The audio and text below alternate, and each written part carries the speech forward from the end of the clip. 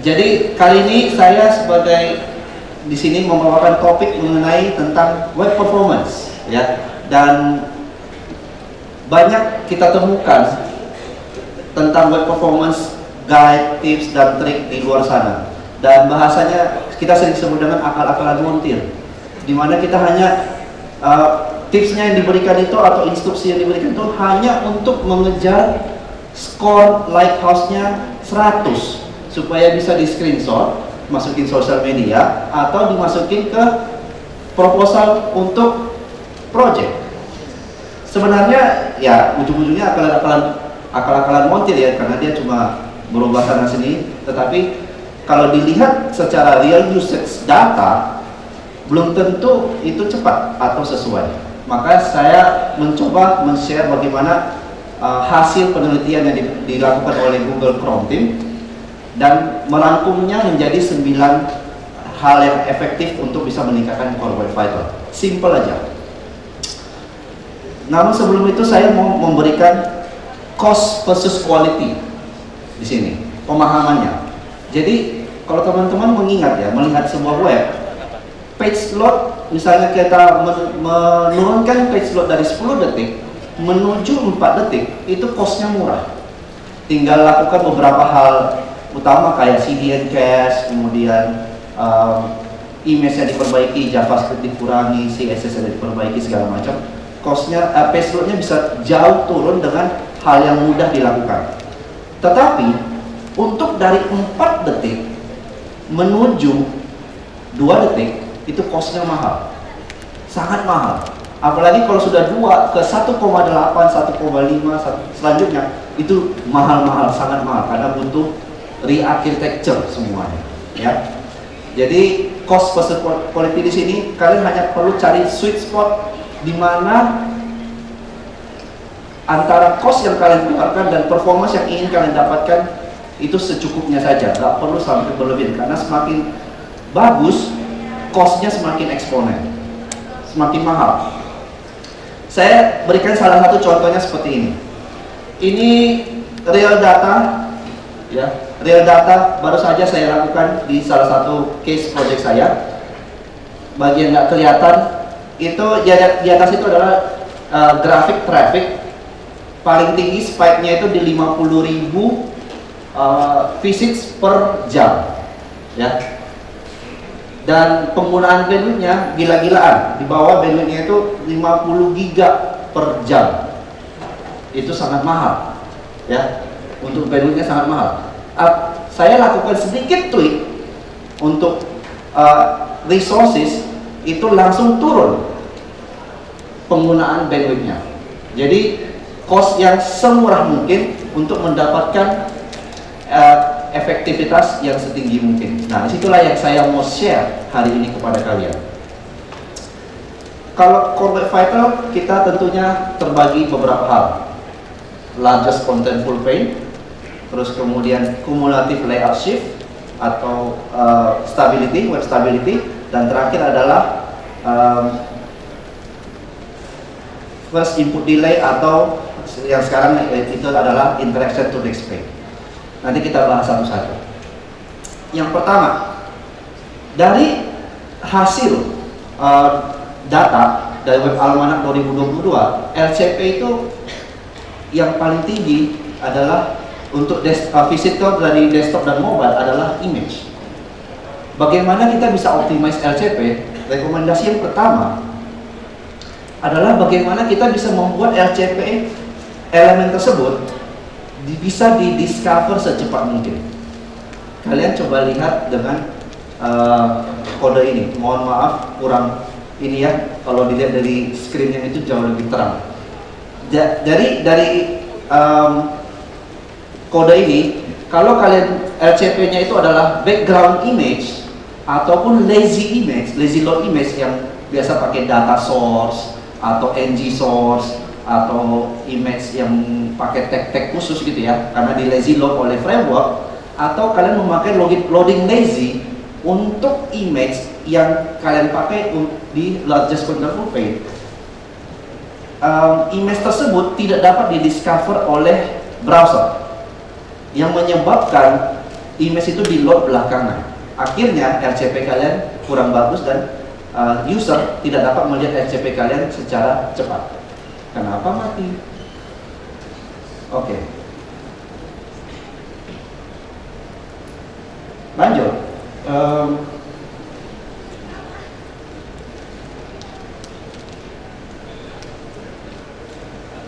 Oke, selanjutnya solusinya gimana? Pakai image tag biasa, nggak perlu aneh-aneh. Pakai image tag biasa, image source, that's it. Dan kalau misalnya nggak bisa, pakai link preload. Kita lihat contohnya dari grafik ini. Kalau misalnya di waterfall, di DevTools kalian melihat ini seperti ini, dokumen di download, tetapi image-nya di download belakangan. Ada gap yang cukup besar. Ya, di sini ya, ada gap yang cukup besar, artinya kalian punya discoverable issue. Nah, solusinya dengan tadi hanya merubah dari lazy load tadi atau background image menjadi image tag biasa, itu image tersebut sudah didiscover di awal, namun downloadnya belakangan, karena browser lebih mementingkan untuk mendownload CSS dan JavaScript yang sinkronus lebih dahulu daripada image. Tapi saya akan kembali lagi bagaimana cara mengatasi solusi ini.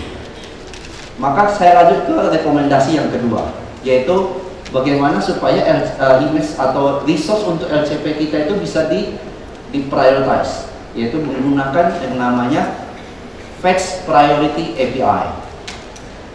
Nah, Fetch Priority API ini masih progressive enhancement ya, karena masih hanya didukung oleh Chromium based browser saat ini, sedang di-develop oleh Safari, dan Firefox pun sudah mulai interest untuk mendevelop ini juga. Jadi mudah-mudahan tahun depan Fetch Priority API ini sudah bisa diadopsi oleh browser lainnya. Nah, kurang jelas banget ya. Di sini hanya dengan menambahkan Fetch Priority High, ya. Fetch Priority High itu si image yang tadinya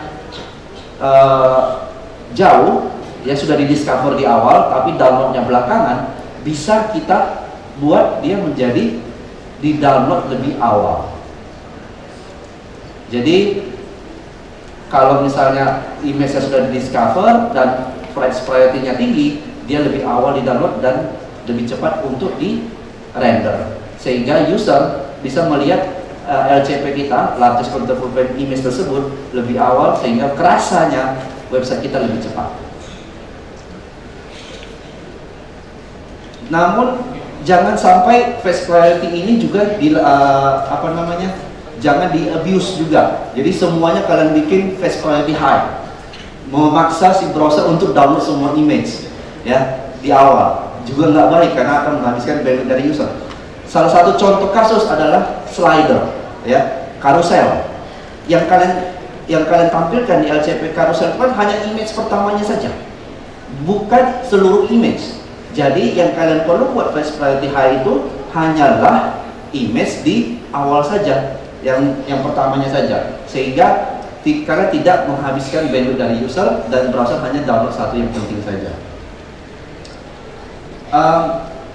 Untuk Fetch Priority ini sudah disupport oleh beberapa framework modern seperti Nuxt, Next, dan Angular, berkat bantuan dari inisiatif dari Google Aurora Team yang khusus untuk menangani bidang web performance untuk web framework.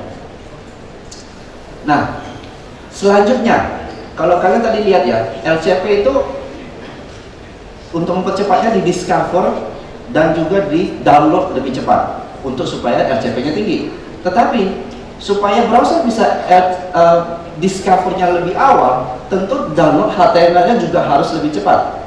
Ya, download HTML juga harus lebih cepat. Disinilah gunanya menggunakan CDN.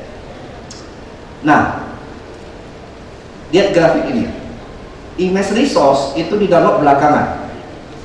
Setelah time to first byte, browser nge-parsing HTML, lalu kemudian dia mendetek mana resource yang penting. Yang paling didahulukan tentunya yang render blocking, yaitu CSS, ya, font itu yang render blocking.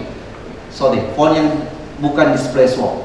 Jadi CSS itu render blocking sehingga di priority-nya sangat tinggi. Lalu kemudian image dan JavaScript.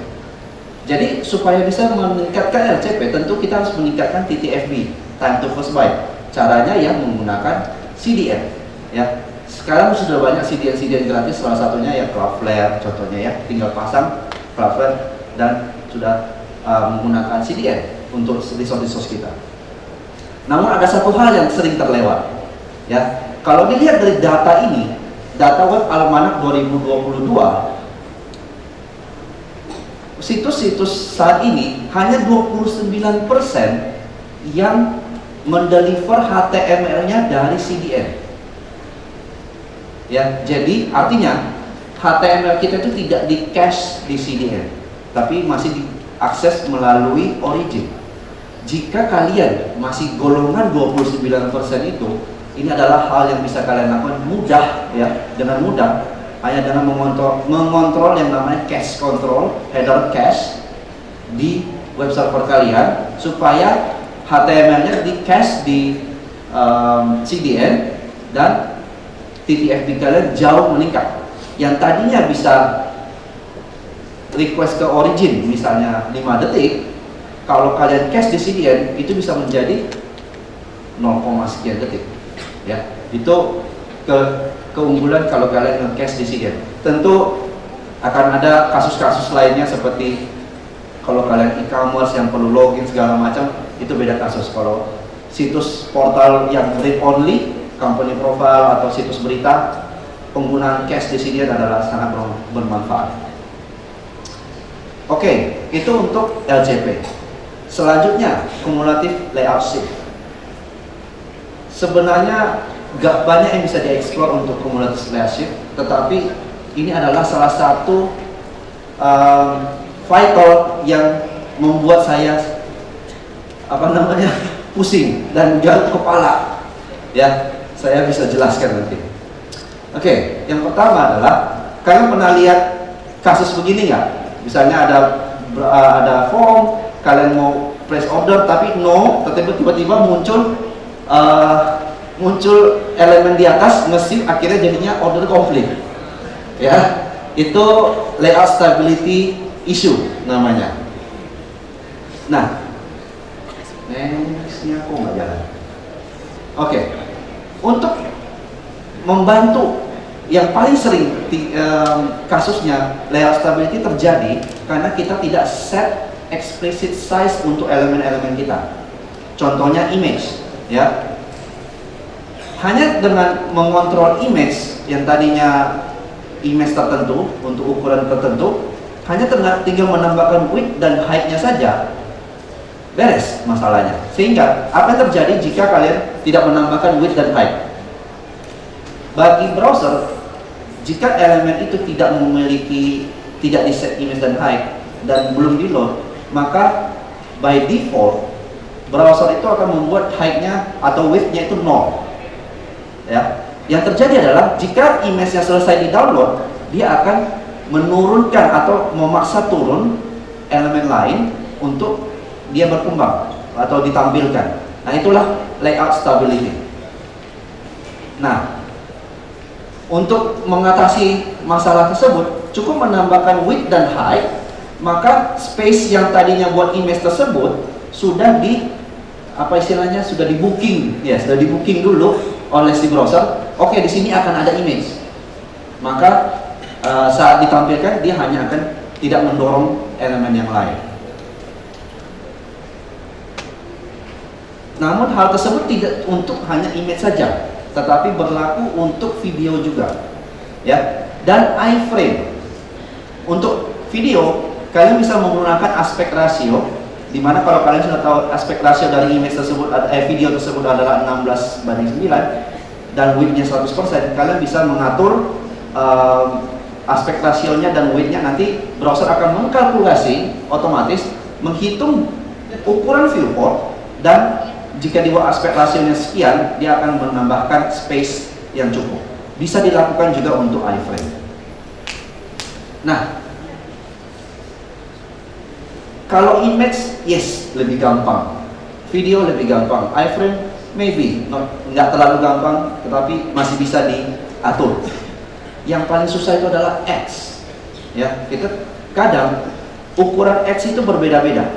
Ada yang panjang, ada yang kecil, ada yang lebar, ada yang sky, segala macam, ukurannya bermacam-macam.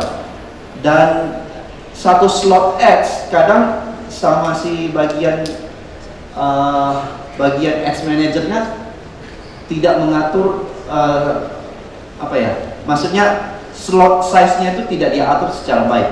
Kadang yang pertama kalian harus hubungi dia, tolong minta possibility slot size-nya berapa yang bisa ditambahkan di ads tersebut. Kedua, untuk ads-nya itu bisa kalian tambahkan min high terlebih dahulu. Artinya space-nya sudah kalian booking dulu, di sini akan ada ads, sehingga begitu ads-nya muncul, dia tidak mendorong konten ke bawah atau ke samping. Jadi bisa menggunakan metode namanya min high. Oke, selanjutnya hal yang jarang mungkin kalian dengar. Siapa yang pernah dengar BF Cash? Oke, cuma ada Riza doang. Oh, masih satu. BF Cash ini adalah back forward cash. Ya, back forward cash. Kalian pernah pakai back dari browser nggak? Back atau forward yang itu, arrow itu. Nah, itulah dia back forward cache. Untuk browser lain, seperti Safari dan Firefox sudah support BF Cache dari lama banget. Namun untuk Chrome baru tahun lalu mendukung BF Cache. Jadi untuk CLS sendiri, misalnya kalian ngeload sebuah situs, CLS-nya bertambah terus ya. Dia ngeload title tapi ngeload image, terus kemudian ngeload ads, akhirnya CLS menjadi kurang bagus. Namun si Chrome sudah menambahkan BF Cache ini dan membantu kita untuk mengurangi CLS sebenarnya dengan cara melakukan snapshot. Ya, melakukan snapshot. Jadi contohnya begini, si browser akan kunjungi satu situs, dia akan simpan snapshotnya dan kita klik ke tempat lain, dan saat kita back, dia tidak lagi nge-load ulang semua. Ya, kalian merasakan nggak sih kalau kalian sudah kunjungi situs A, back, terus balik lagi, itu loadnya instan. Ngerasakan ya? Nah, kalau situs kalian mendukung back forward cache ini, kalian bisa mendapatkan performa gratis ini sebenarnya. Nah, cara ngetesnya apakah kalian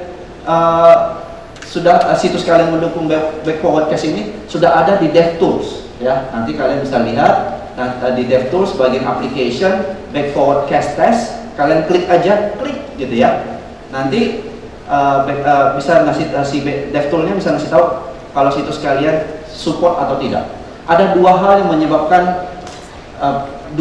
umum yang menyebabkan BF Cache tidak bisa dilakukan di situs Anda. Pertama, kalau di JavaScript kalian menggunakan Windows.unload event, ya jangan pernah pakai Windows.unload karena sering banget kalian pernah menemukan satu kasus nggak? Kalau misalnya kalian mau close, tiba-tiba ada JavaScript muncul, benar Anda mau close? Pernah nggak?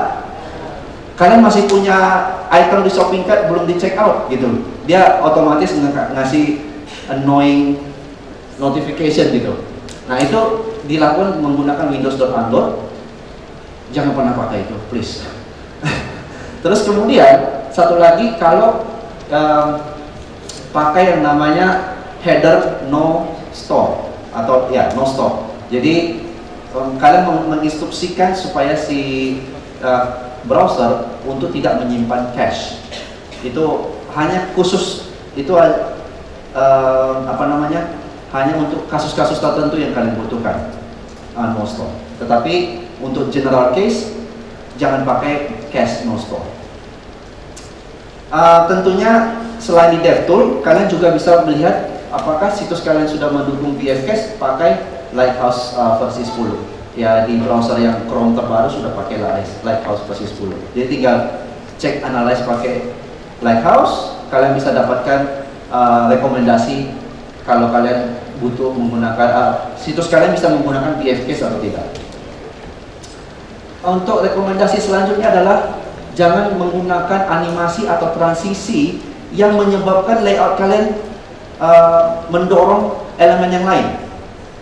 Contohnya margin, ya, margin, border, padding, top, left, down, bottom, segala macam. Jadi kalian pakai animasi, ya, next time deh, pakai animasi, terus kemudian di animasi tersebut mendorong atau memakai kalian kayak ngasih top supaya dia melakukan animasi turun, atau animasi ke samping, ya. Kalau kalian pakai layout induce itu seperti yang saya sebutkan tadi, top, left, bottom, margin, padding, border, itu menyebabkan layout stability, akan mendorong elemen yang lain meskipun dia position absolute, ya. Solusinya pakai transform, ya, pakai transform dengan translate, itu penggantinya. Hanya dengan menggantikan itu aja. Jadi contohnya transform, pakai translate, scale, rotate, skew, matrix, dan juga opacity. Itu sebagai drop-in replacementnya kalian bisa gunakan ini, karena API ini atau penggunaan transform atau animasi ini terjadi di compositor layer. Jadi dia tidak terjadi di main layer kalian untuk mendorong elemen lain. Tentunya di Lighthouse juga sudah ada auditnya. Jika kalian pakai layout induce CSS tersebut, nanti si Lighthouse juga akan warning hal tersebut. Oke. Saya memang agak kecepatan sedikit, tapi nanti akan ada sesi tanya jawab yang saya, Mas Riza, dan Mbak Eka, dan mungkin nanti Mas Gerard berempat di sini dengan banyak waktu, sehingga kalau kalian punya pertanyaan silakan dituliskan dari sekarang, ya. Nanti akan sesi tanya jawab kita panjang. Oke, selanjutnya ada first input delay atau yang vital yang baru dinamakan interaction to next page. Nah, kalian pernah nggak ketemu situs yang responsifnya jelek banget, seperti kalian ngeklik sesuatu tetapi responnya lama gitu, ngeklik terus dia nunggu gitu dan nggak jalan-jalan. Ini kenapa sih sampai diklik-klik gitu, ya? Nah, itu artinya responsifnya masalah, artinya interaction to next page-nya. Nah, kalau kalian nggak percaya, kalau kalian ingin ngeblocking main thread atau ngerjain komputer temennya, ketikkan aja ini, ketikkan ini DevTools di konsol, ya, while true, terus kemudian sembunyiin aja DevToolsnya. Nanti si page-nya kalian itu mau diklik apapun nggak bisa, mau di close tabnya juga nggak bisa kalau mau ngerjain.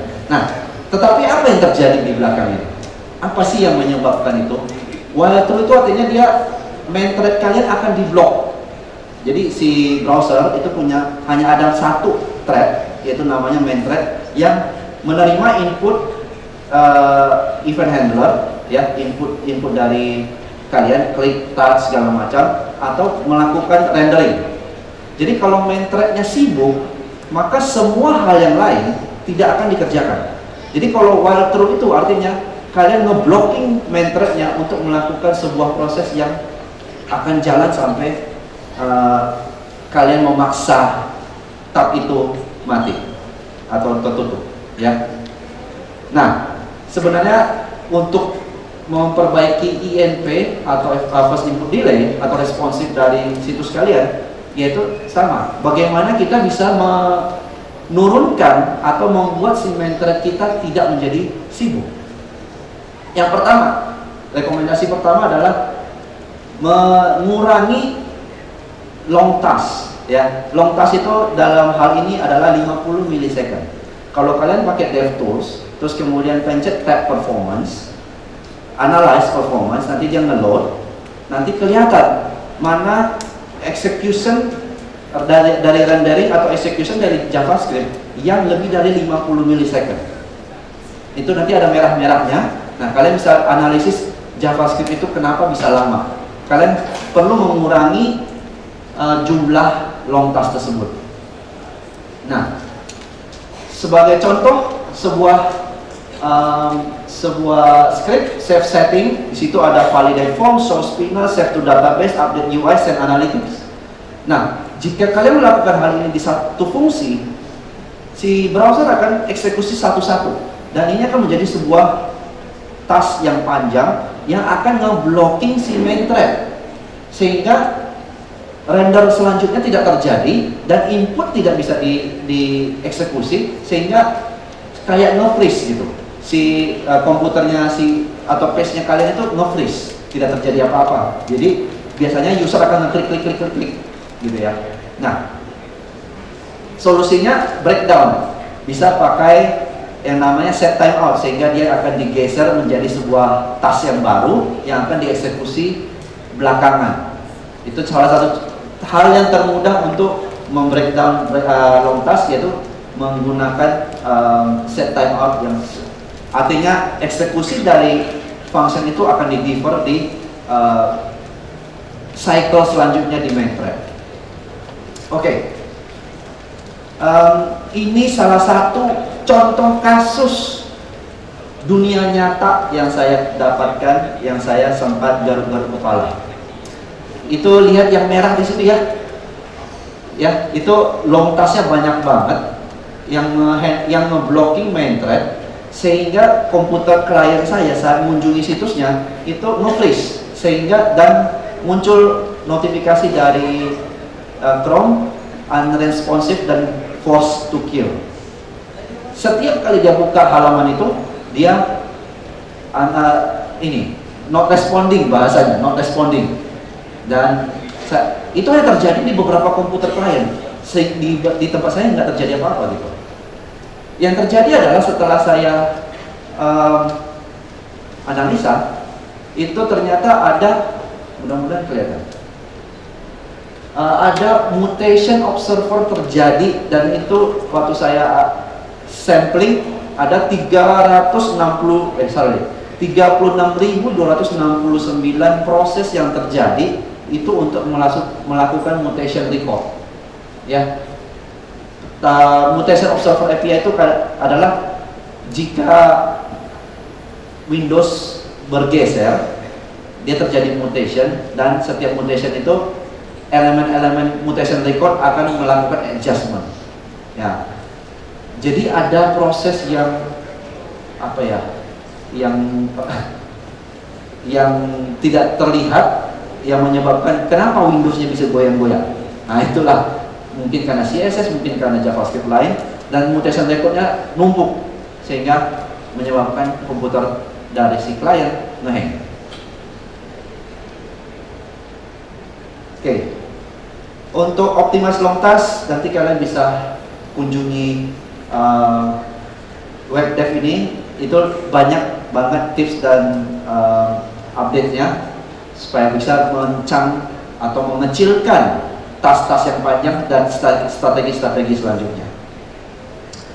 Oke, selanjutnya avoid unnecessary JavaScript. Iya, ini mudah dikatakan tapi sulit dilakukan. Apalagi kalau kalian sudah pakai framework, kalian nggak bisa sudah pakai Next.js atau Nuxt.js, itu kan sudah dikompil dan sudah terjadi. Mau gimana menguranginya?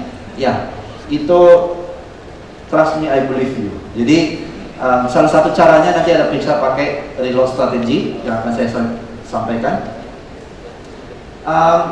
Kalau misalnya kalian lihat ya, time series ini dari desktop dan mobile, itu penggunaan JavaScript dari zamannya jQuery sampai zamannya sekarang, Angular, React dan Vue dan segala macamnya, penggunaan JavaScript di web page itu semakin tinggi. Demand untuk menggunakan JavaScript semakin tinggi. Nah, yang pertama kalian bisa menggunakan code coverage di Chrome DevTools. Ya, nanti kalian bisa klik di Tools, nanti ada code coverage. Kalian bisa lihat di halaman tersebut dari total amount JavaScript yang kalian punya, berapa JavaScript yang sebenarnya kepakai. Di kebanyakan kasus hanya 20% yang kepakai, 80%-nya nggak kepakai. Nah, coba cari cara apakah modul itu bisa dikurangi, ada nggak yang bisa tree shaking atau hanya modul tertentu saja, atau apakah perlu ganti library ya, library kecil-kecil yang tadinya dia seabrek bisa nggak dijadi kayak Lodash ya, daripada ngeload satu Lodash seabrek bisa nggak hanya dipakai Lodash dot apanya saja gitu ya, dot merge-nya aja yang kalian butuhkan. Jadi yang di load Lodash dot merge bukan Lodash seabrek-abrek. Nah itu contohnya. Lalu kemudian kalian bisa gunakan yang di Next.js itu ada strategi, load strategi, bisa ditambahkan before interaktif, by default dia after interaktif, dan juga bisa on load, lazy on load. Jadi bisa di Next.js sudah kasih kayak magic function seperti ini, bisa kalian pakai untuk bisa membantu mengurangi JavaScript yang di load dan di parsing saat page load. Selanjutnya, yang paling sering saya temukan, kita sudah buat websitenya bagus-bagus, cepat, dan segala macamnya, tetapi anak marketing ini menambahkan sesuka hatinya melalui GTM. Ya, di Tag Manager dia pasang tracking, pasang ads, bisa ngeload apapun yang dia baca cuma dari Stack Overflow atau baca dari blog orang, cuma copy paste, taruhin, save, deploy, dan ditanya kenapa webnya jadi lambat. Nah, ternyata yang ngeload dari Tag Manager. Jadi coba kembali lagi lihat Tag Manager kalian, apakah Tag Managernya itu masih ada, apakah script yang kalian load dari Tag Manager itu masih digunakan apa tidak? Terus kemudian apakah tracking, biasanya ya saya temukan ya, tracking script itu bisa lebih dari 3 vendor biasanya, yang satu pakai apa. Jadi bingung juga. Jadi saya suka mengatakan kembali ke klien, ini mau pakai tracking yang mana? Ada Analytics, ada Adobe Analytics, ada Extract Matrix, segala macam. Mau pakai yang mana? Satu aja, nggak usah banyak-banyak, nggak perlu gitu. Nah, pilihlah, nanti yang lain nggak perlu pakai. Terus kemudian biasanya kalau situs yang berita, dia kan ada ikatan dengan vendor X untuk ads, ya, ads partner. Tetapi suatu hari mungkin sudah nggak kerjasama lagi, tetapi ads script partnernya itu nggak di remove, tapi yang baru ditambahin, yang lama nggak dibuang, akhirnya numpuk.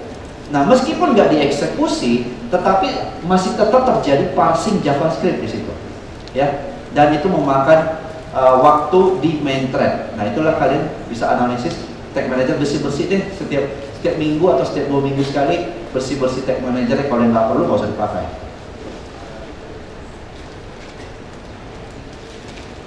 Kok nggak jalan? Oke. Yang terakhir, INP untuk avoid large rendering update, ya. Semakin ini berkaitan dengan DOM size. Ya, pernah perhatikan DOM size kalian berapa? Ya, berapa banyak tag elemen kalian punya di salah satu page? Itu semakin besar DOM size, semakin jelek responsif dari situs kalian atau page tersebut. Jadi avoid. Ya, jangan banyak-banyak DOM size-nya juga. Kalau misalnya nested ya, kalau misalnya nested elemen, coba cari nested elemen itu kok banyak banget, ada div, ada UL, ada LI, terus dalam UL LI-nya masih ada A, masih ada gimana. Itu coba di simplify. Jangan sampai nested sama kontainernya yang nggak perlu. Biasanya anak front end ya suka pakai nested container yang saya nggak ngerti sampai sekarang kenapa. Nah, bisa jangan juga mengabuse request animation frame. Ini API ya, request animation frame, di mana bisa menggunakan kita bisa menambahkan eksekusi JavaScript sebelum browser melakukan rendering. Ya, nanti kalau kalian pengen lebih tahu banyak mengenai request animation frame, kalian bisa baca critical rendering path. Ya. Dimana cycle ini, cycle sebelum si browser melakukan rendering itu ada animation frame. Jadi untuk animation pakailah request animation frame, tetapi untuk eksekusi JavaScript yang lain yang panjang jangan pernah pakai request animation frame karena itu akan mengakibatkan rendering proses jadi laggy atau nge-lag ya, dia akan patah-patah.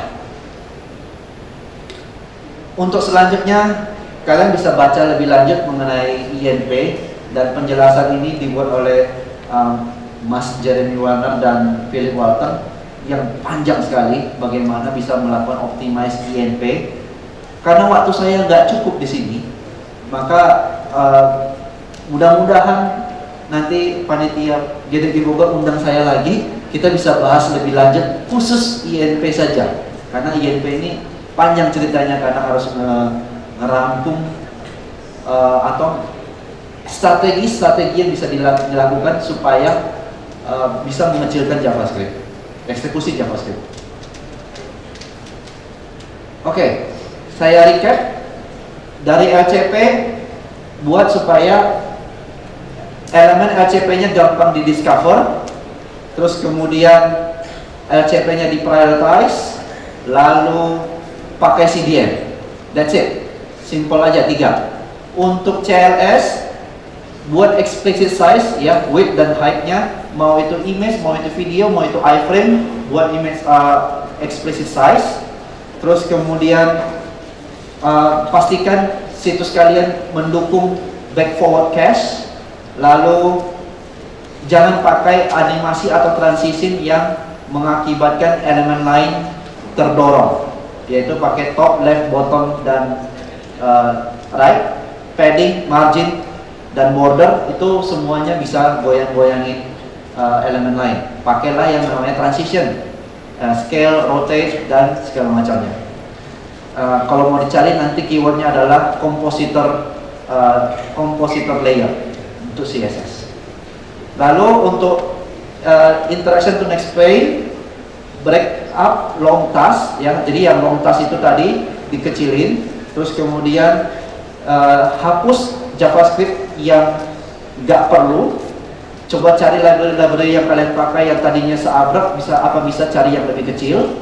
Yang contohnya tadi Lodash, bisa dipakai hanya Lodash merge-nya aja kalau memang yang lebih kecil, jadi nggak usah seabrek-abrek di load.